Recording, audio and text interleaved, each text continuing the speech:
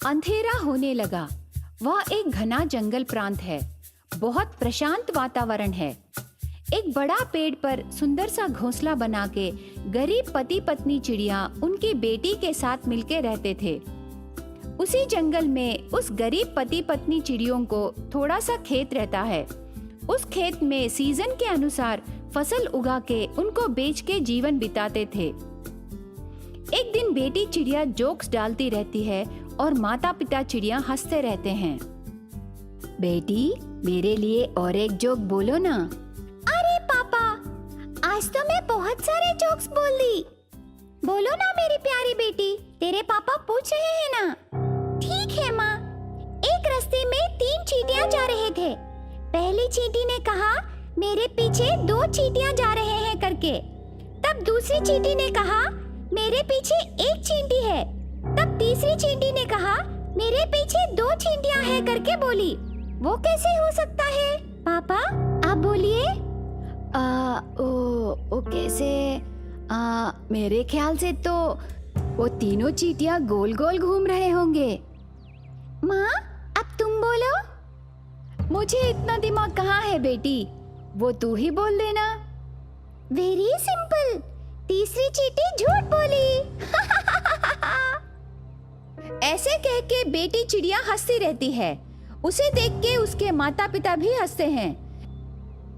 ऐसे तीनों हंसते समय अचानक एकदम से बेटी चिड़िया दिल पकड़ लेती है। माँ, पापा, दिल में दर्द होने लगी है।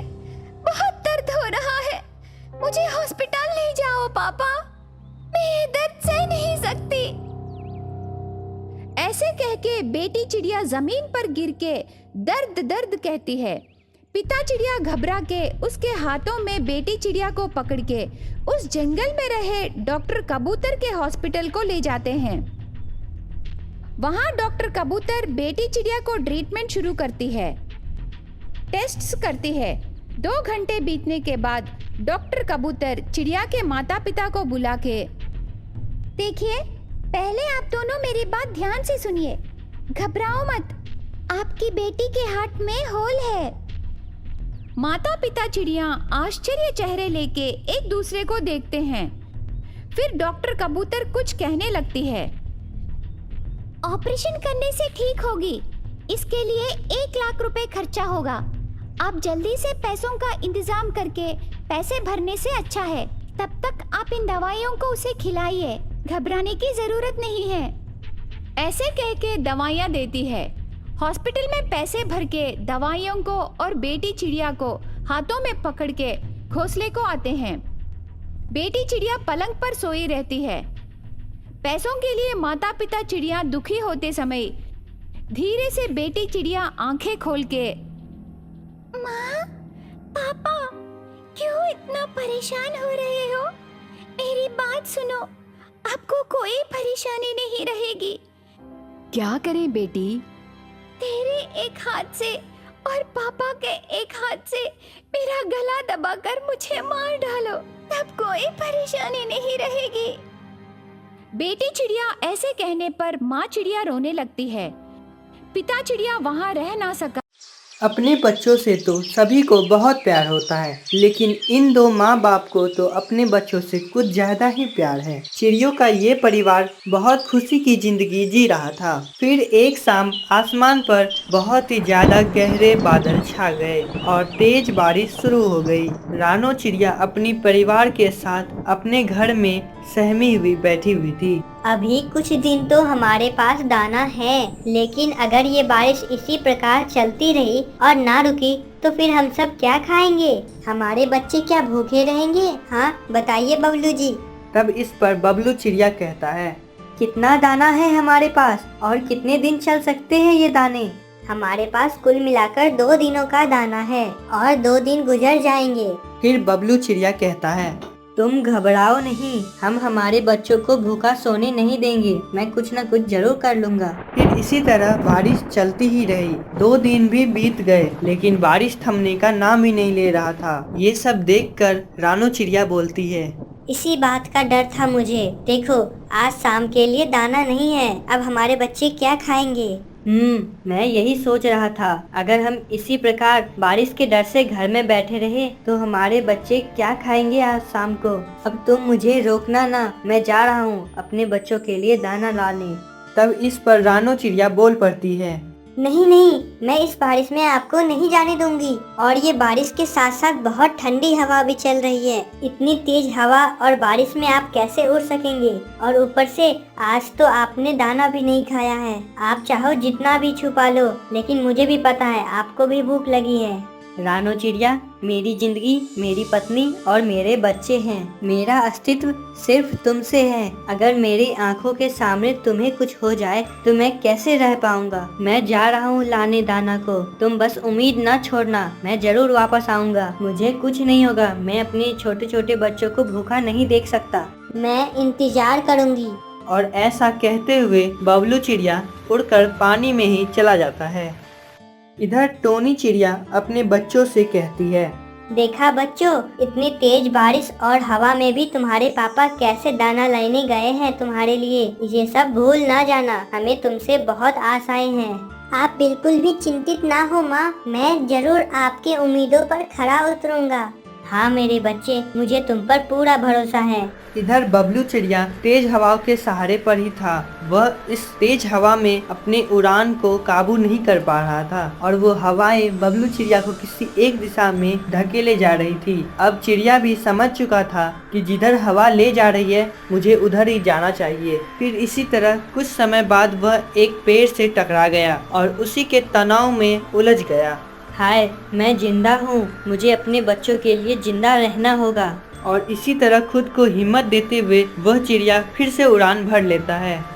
फिर वह जैसे ही थोड़ी दूर आगे बढ़ता है उसे एक पौधा दिखाई देता है जो गेहूं का होता है। वह इससे पहले भी उस दिशा में कई बार जा चुका था, लेकिन वह पौधा वहां कभी नहीं मिला था। वह हैरान भी रहता है, लेकिन उस तेज हवाओं में अपने बच्चों के भूख को मिटाने के लिए अपनी तेज चोंच से उस पौधे को तोड़ता है और शाम होने से पहले अपने घर वापस आ जाता है, जहां उसकी पत्नी और उसके बच्चे बहुत ही बेचैनी से उसका इंतजार कर रहे थे। आप आ गए, मुझे आप पर पूरा विश्वास था, आप जरूर आएंगे। ये लो गेहूं का पौधा, इसमें से गेहूं अलग करो और हमारे प्यारे प्यारे नन्हे मुन्ने बच्चों को दो। और टोनी चिड़िया ऐसा ही करती है। तब सोनू चिड़िया बोल पड़ता है, पापा पापा, आपको तो बहुत ठंड लग रही होगी, आप भीग भी चुके हो। नहीं बच्चों, मैं बिल्कुल ठीक हूँ। और फिर दोनों बच्चे वो गेहूं के कुछ दाने खाकर सो जाते हैं। अपने बच्चों को सोता देखकर पापा चिड़िया और मम्मा चिड़िया को बहुत खुशी मिलती है और दिल को बहुत शांति भी। और ऐसे ही 2 दिन आसानी से गुजर गए। फिर अगली ही सुबह बहुत सुंदर धूप निकली। हर तरफ सभी पक्षी परिंदों की आवाज चहचहाते हुए आ रही थी और रानो चिड़िया का परिवार भी धूप में बैठकर धूप का मजा ले रहे थे। इसी प्रकार दिन और रात गुजरते चले गए। अब दोनों बच्चे भी बड़े हो गए। एक दिन सोनू चिड़िया अपनी माँ से कहता है, माँ, मैं आपका बड़ा बेटा हूँ, लेकिन इसका ये मतलब थोड़ी कि सारी जिम्मेदारी सिर्फ मेरे पास हो। कुकू के ऊपर भी तो बहुत सारी जिम्मेदारियाँ हैं ना, उससे भी तो होना चाहिए ना कि थोड़ा बहुत दाना घर लेकर आए। मैं अपने और पापा के लिए लेकर आऊँ तो उसे भी तो होना चाहिए ना कि खुद के लिए और आपके लिए लेकर आए। इस पर टोनी चिड़िया कहती है, शाबाश बच्चे, आज तुमने मुंह खोल ही दिया कि हम लोग तुम पर बोझ हैं। और ऐसे में पीछे से कुकू चिड़िया भी आ जाता है। सुन लो, तुम्हारा भाई तुमसे क्या कहना चाहता है। हाँ माँ, मुझे पता है वो क्या बोलने वाला है, लेकिन दाना के सिवाय भी तो बहुत सारे काम होते हैं ना। अगर ये अपनी जगह पर तंग है तो खुश मैं भी नहीं हूँ। ये सब बबलू चिड़िया सुन रहा था। अब बबलू चिड़िया भी बोल पड़ता है, शर्म करो, तुम सब ये क्या बेफिजूल की बातें कर रही हो अपनी माँ से। अगर तुम सब में अब इतनी भी ताकत नहीं रही कि कुछ दाना मेरे लिए लेकर आओ, तो फिर इससे अच्छा होगा कि मुझे भूखे ही मर जाने दो, या तुम हम सब खुद ही अपना दाना ढूंढ लेंगे। अपना चेहरा भी मत दिखाओ। इसमें चेहरा न दिखाने वाली कौन सी बड़ी बात है। ऐसा कहते हुए उसका बड़ा बेटा चला जाता है। तो फिर छोटा तो मैं ही हूँ। ऐसा कहते हुए छोटा बेटा भी उड़कर चला जाता है। क्या कुछ नहीं किया हम लोगों ने अपने औलाद को पालने में, फिर भी आज हमें ये दिन देखना पड़ रहा है। अब बबलू चिड़िया बोलता है, तुम दिल छोटा ना करो रानो चिड़िया, शायद ये सब ही था हमारे नसीब में, वरना कमी तो कुछ न छोड़ा था हम लोगों ने। जिन माँ बाप ने न कभी धूप देखा, न सर्दी, न गर्मी, न बरसात, आज उन लोगों को ही उनके माँ बाप बोझ लग रहे। माँ, आप पापा से बात करना, मैं तुमको अच्छे से दाना पानी दे सकता हूँ और मैंने अपने लिए एक अलग अच्छा सा घर भी बना लिया है। तुम मेरे साथ आ जाओ और पापा कुकू के साथ रह जाएगा। वो मुझसे अलग नहीं रह सकते। लेकिन माँ, मुझे भी तो देखो ना, मैंने शादी कर ली है और मेरी पत्नी ने कहा है कि मैं मम्मा को उधर लेकर आऊँ, फिर आप दोनों को उधर रखना मेरे लिए भी मुश्किल हो जाएगा। प्लीज मम्मा, आप पापा को मना लो। ठीक है, मैं करती हूँ बात तुम्हारे पापा से।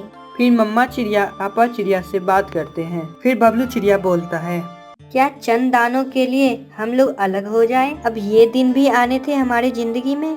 मेरी खातिर, बस मेरी खातिर आप मान जाए, हम मिल ही जाया करेंगे। हम दूर रहेंगे लेकिन हम दोनों का दिल तो पास ही है ना। और ऐसे ही पापा चिड़िया भी मान जाते हैं और फिर सोनू चिड़िया अपनी माँ को लेकर दूसरे जंगल चला जाता है। इधर सोनू चिड़िया अपनी पत्नी से अपनी माँ को मिलवाता है। ये है मेरी माँ। नमस्ते मम्मी जी, जीती रहो बहू। इधर रानो चिड़िया का छोटा बेटा जब शाम को घर लौटता है तब वो अपनी माँ को ना पाकर अपने पापा से पूछता है, पापा, मम्मा कहाँ है? और फिर बबलू चिड़िया उसको सारी बात बताता है। क्या सारे फैसले सोनू ही करेगा? मेरी भी अपनी खुद की लाइफ है, मैं भी अपने फैसले खुद ले सकता हूँ। मैं भी अपनी मर्जी की जिंदगी जीना चाहता हूँ। और ऐसा कहकर वह सोनू चिड़िया के घर की तरफ चल देता है। माँ, मैं पापा के साथ नहीं रह सकता और आप सोनू चिड़िया के साथ चली आई हो। बेटा, हम लोग बहुत मजबूर हो गए हैं, इससे अच्छा होगा कि हम सब मर ही जाए। हाँ हाँ, मेरी बात तो सबको बुरी ही लगती है। तब इस पर सोनू चिड़िया बोल पड़ता है, तुम्हें बना बनाया हुआ घर मिल गया, अब तुम क्या चाहते हो? मुझे वह घर नहीं चाहिए कि मैं वहाँ पापा के साथ रहकर बोर होता रहूं। मैं जा रहा हूँ और मैं अपना घर खुद ही बना लूँगा। और ऐसा कहकर कुकू भी चल देता है। उधर बबलू चिड़िया अपने घर में बैठा अपने विराम से घर को देख रहा था। वो काफी देर तक बैठा सोचता ही रहता है कि ये घर कितना फला फूला और खुशी खुशी था, और वो अपना परिवार के बारे में भी सोचता है। फिर थोड़ा सा हिम्मत करके वह सोनू चिड़िया के घर की तरफ चल देता है।